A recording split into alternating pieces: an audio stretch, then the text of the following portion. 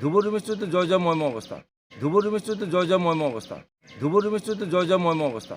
মোৰ প্ৰতিনিধি মইতো ভাবোঁ কোনো নহ'ব, কাৰণ নগৰ লোকসভাৰ যি 18 লাখ ভোটাৰ আছে তাৰ বেছি সংখ্যক মানুহে কিন্তু সাইফুল ইছলাম চৌধুৰীক সমৰ্থন দিছে। গতিকে সেইমতে মই ভাবোঁ যে ইনশাল্লাহ মই ওলাই গুচি আহিম। 5.5 পৰা 6 লাখৰ ভোট মই পাম। 6 লাখ ভোট পাব। কাজিৰঙা সমষ্টিত যিহেতু আমাৰ এইটো নতুন একেবাৰে, গতিকে কিছু মানুহে গম পাইছে, গতিকে সেইটো আমি ইমান ভাবিব পৰা নাই। কি ধুবুৰী সমষ্টিটো যিটো আছে, ধুবুৰী সমষ্টিটো জয় জয় ময়ম অৱস্থা। কাৰণ যোৱাকালি CM নিজে কৈছে যে চুকুৰআলি কিন্তু এইবাৰ ধুবুৰীত জিকি আহিব। চুকুৰআলি ক'ৰ পৰা জিকিব? চুকুৰআলি অসম জন মৰ্চা দলৰ প্ৰাৰ্থী হয়, তেওঁ অসম জন মৰ্চা দলৰ পৰা জিকিব। গতিকে CM হিমন্ত বিশ্ব শৰ্মা ডাঙৰীয়াৰ মুখত এই কথাটো একেবাৰে ওলাই পৰিছে যে অসম জন মৰ্চা দলৰ পৰা এটা চিটত আমি এৰি থৈ দিছোঁ।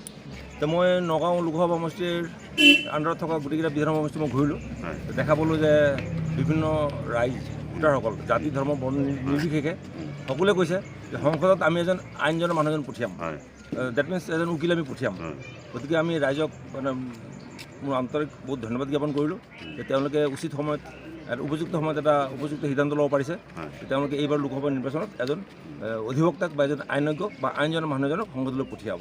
আপোনাৰ প্ৰতিদ্বন্দ্বী কোন হ'ব বুলি ভাবিছে? মোৰ প্ৰতিনিধি মইতো ভাবোঁ কোনো নহ'ব, কাৰণ নগৰ লোকসভাৰ যি 18 লাখ ভোটাৰ আছে তাৰ বেছি সংখ্যক মানুহে কিন্তু সাইফুল ইছলাম চৌধুৰীক সমৰ্থন দিছে। গতিকে সেইমতে মই ভাবোঁ যে ইনশাল্লাহ মই ওলাই গুচি আহিম, পাছ কৰিম। তাতে কিমানমান ভোট পাম বুলি ভাবিছে আপুনি? 5.5 পৰা 6 লাখৰ ভোট মই পাম। 6 লাখ ভোট পাব। আপুনি হিন্দু মুছলিম সকলোৱে ভোট পাব? সকলোৱে ভোট পাম। আৰু আমি দলটো গঠন কৰিছোঁ জাতি ধৰ্ম বৰ্ণ নিৰ্বিশেষে, সেইকাৰণে অসম জন মৰ্চা আমি নাম ৰাখিছোঁ, যাতে আমি সকলোৱে মিলি পেলাই আমি আগবাঢ়ি যাব পাৰোঁ দলটোক লৈ পেলাই।